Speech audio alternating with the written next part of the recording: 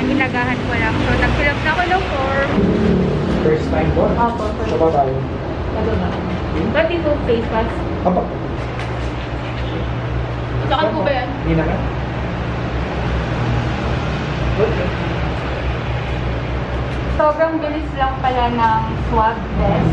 Yung una, kasi first time ko to, pero Itbulaga pa. So, yung una kala ko sobrang sakit, lagi kong dudugo pa yun. Hindi, bearable naman pala siya. So, shout out kay Nurse Mark ng Itbulaga. Siya yung gumawa sa akin ng first ever swab test ko.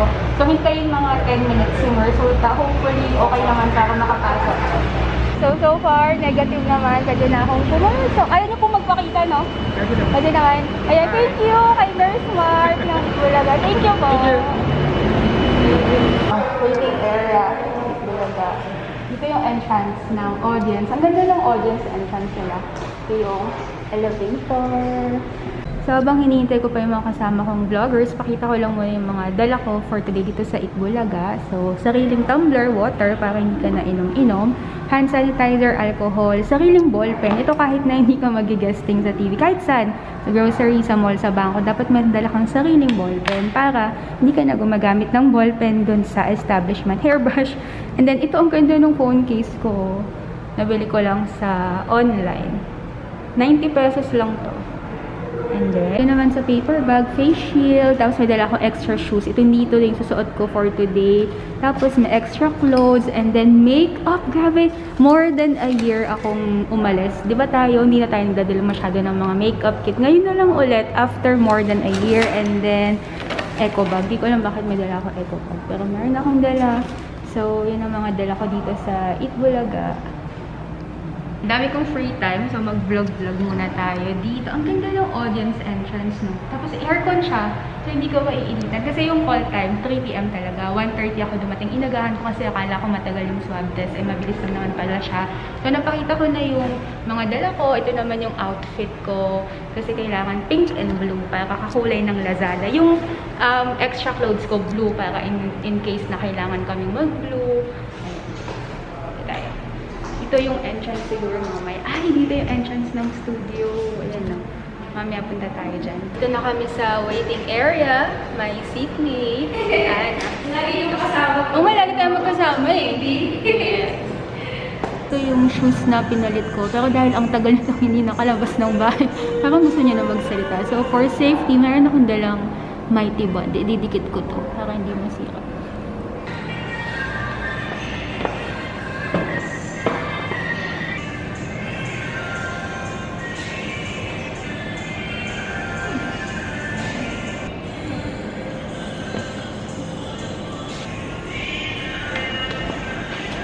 Sobrang pangit na. Parang once ko palang nagamit to. Natanggal yung dito. So, dahil hindi ako confident yung sa sapatos, feeling ko in the middle of the show, ano siya, yung matatanggal yung dikit, di ba, Jahi yun? So, nagpalit na lang ako from the pink, naka-blue na ako ngayon. So, ito na yung itsura ng damit ko. Naka-blue na lang, total blue and pink naman for Lazada. And then, ito na yung sapatos ko, yung suot ko kanina para mas confident. Malbaba nga lang yung takong gusto ko sanang medyo mataas. Kasi maliit ako eh, matatangkad yung kasama ko. Pero para mas confident. Yan, OOTD.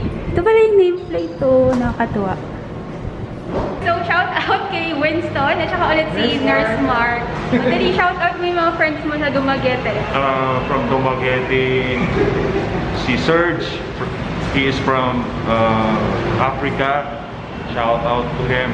Ayan, sige. Okay. Alright. Thank you. Bukod kay nakakasama ko din si Naz na, ano yung content ginagawa? Fashion, makeup, travel, kung ano-ano. Tsaka haul. Nagawa ka din? Oo, haul. Mga Lazada. Hindi naman ko lang gusto yung skincare. Skincare. Oo. Parang di mo naman kailangan. Nung before, doon ako sa nanonood.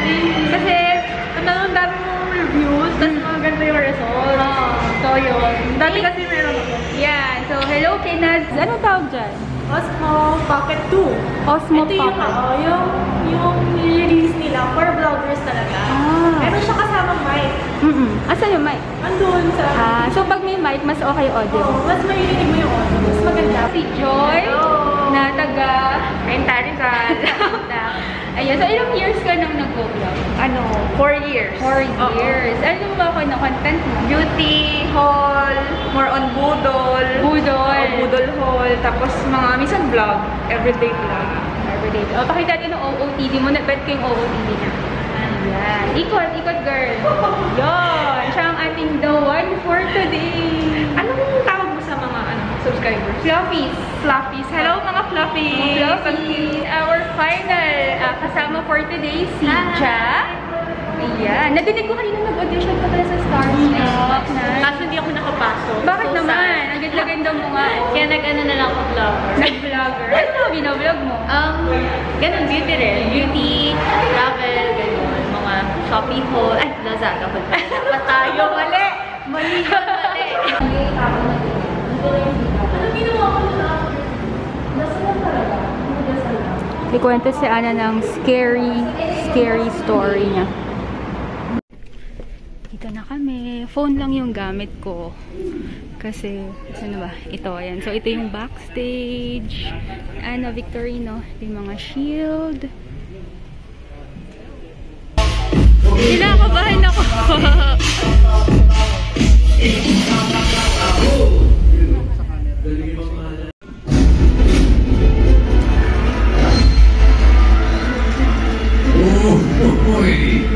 Umpisa na ang larong susubok sa inyong judgmental skills. Pero bawal judgmental.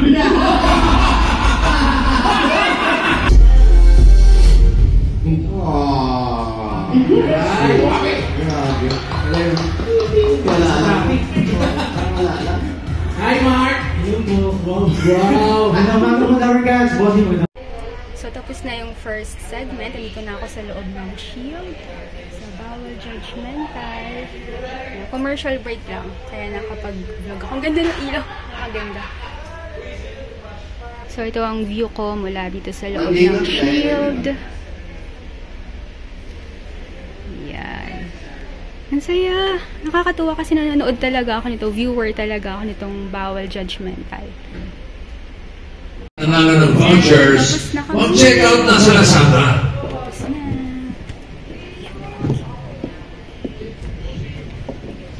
Sali ako. Ayan, tapos na kami. Thank you po. Ang saya. Ang saya. Ay, hindi pala maayos. Ayan.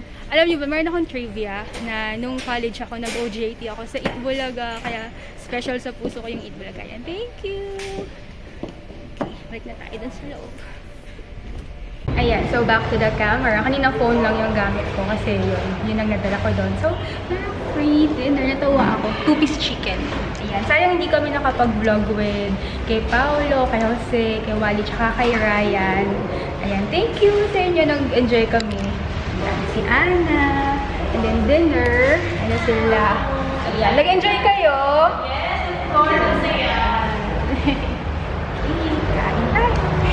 Uwi na kami. Thank you sa Itbulaga. Ang ganda nito. Ano po to? Holding area? Or holding area lobby ng ABB Studios. Thank you! Thank you po! Shout out kay Kuya. Thank you! Okay. So, maghintay na kami ng Grab ni Ana. So, I hope you enjoyed. Thank you po! Yan. Sana nag-enjoy kayo sa vlog dito sa Itbulaga. Bye-bye!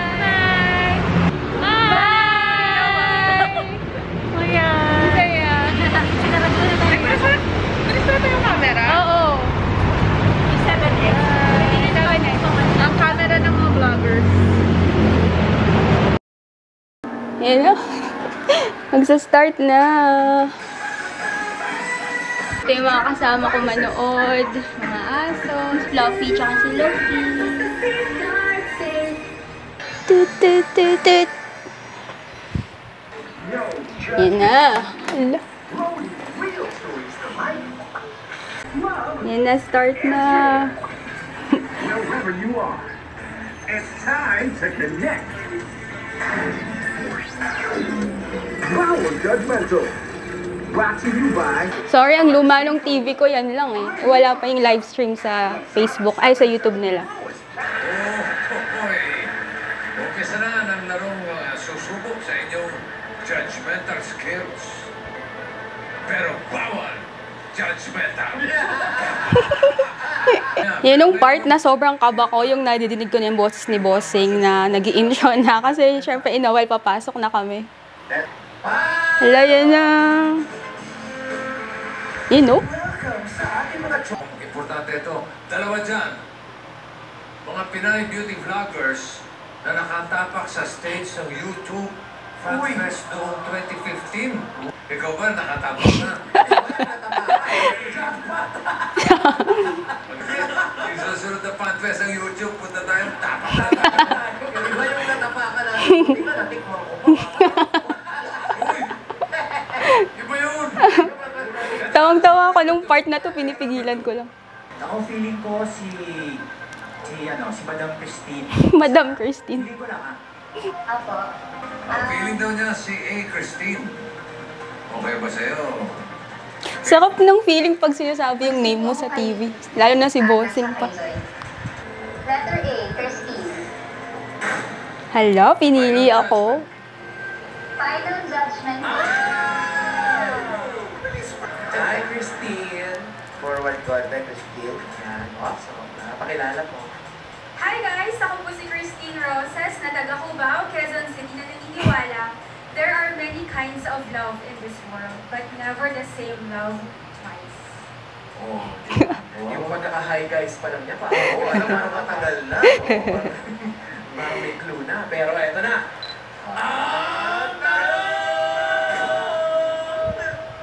7-7 ngayon. 7-7. Ang haba pala ng interview ko. Yung mga Lazada Hall, mga Ay, ganyan. totoo. Sorry. Totoo po yan. Mahilig ako mag-Lazada Hall. Invite mo yung mga Dabarcats natin na mag-subscribe sa iyo.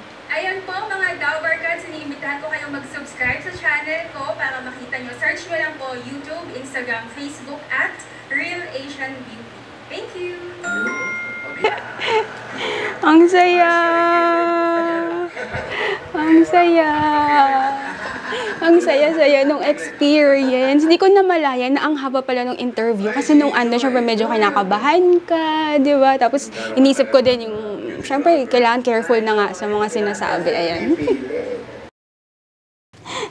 So, yun yung naging experience namin sa Eat Bulaga, Bawal Judgmental. Sobrang unang-una, thankful ako sa experience. Nakakatuwa na yung TV show na pinapanood mo lang dati. Ngayon, nakita mo yung sarili mo doon, ganun pala yung experience. Nung nagtitape kami noon, parang naisip ko, ang iksi lang nung interview, pero nung pinapanood ko, ang haba din pala, ang dami ko din palang na-share. Pero, ang dami ko pa sanang gustong ikwento, pero dahil nga kinakabahan ako, may mga hindi ako nabanggit. Tapos, nasad ako na hindi ko nabanggit yung Hi Bossing, Mama, Chup Chup, kasi yun yung napapanood ko kapag nanonood ako ng Eat Bulaga. Tapos, medyo sad din na hindi ko nakita si Maine Mendoza kasi siya na lang yung hindi ko pa nakikita doon. Si Alden, nakita ko na before sa event sa Singapore. Tapos, nakalimutan ko ding ibanggitin na, di ba tinanong ako ni Paolo, ano daw ba yung mga achievement na ma-consider ko sa pag-vlog, di ba, yung YouTube Fan Fest nga. Pero, hindi ko nabanggit na para sa akin, achievement din. Kasi sa Eat Bulaga ako nag-OJT nung college. Kasama kay mga friends ko sa FEU. So para sa akin, lagi akong proud doon. Kapag may nakakita ko na nanonood ng Eat Bulaga or sinasabi na favorite nila yung Eat Bulaga, palagi kong sinasabi na, ay, dyan ako nag-OJT. Kasi unang-una, sobrang proud and thankful ako sa experience. Pangalawa, ang dami kong naging friends, ang dami kong natutunan, tsaka ang dami kong natutunan, naranasan sa Eat Bulaga na nagagamit ko ngayon sa pag-vlog. Sayang hindi ko nabanggit, tsaka hindi ako nakapag-thank you sa kanila. Pero thank you na, yun nga, yung experience ko na OJT noon, parang 2 months, 3 months, pero sobrang saya. Hanggang ngayon, naala namin ng mga friends ko sa FEU, ang sarap niyang balikan. Tapos, ang gandang experience na maaalala mo talaga siya. So, thank you sa Eat Bulaga. Sobrang thankful ako. Tsaka, proud ako sa sarili ko na viewer talaga ako ng Eat Bulaga simula bata pa. Kaya, thank you! Nakakatuwa.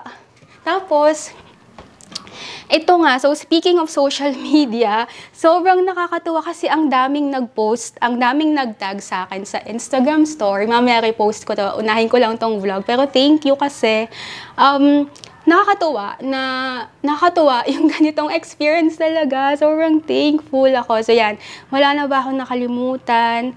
Wala naman. So para sa akin yun lang, dream come true lang na yung dating pinapanood mo sa TV. Ngayon, andun ka na. Kasi, lalo na nung nag-pandemic, diba living alone ako. So, hindi ka makalabas, ganyan, uncertain ka. Yung bawal judgmental yung pinapanood ko nung nag-start yung pandemic last year to March 2020. So, yun.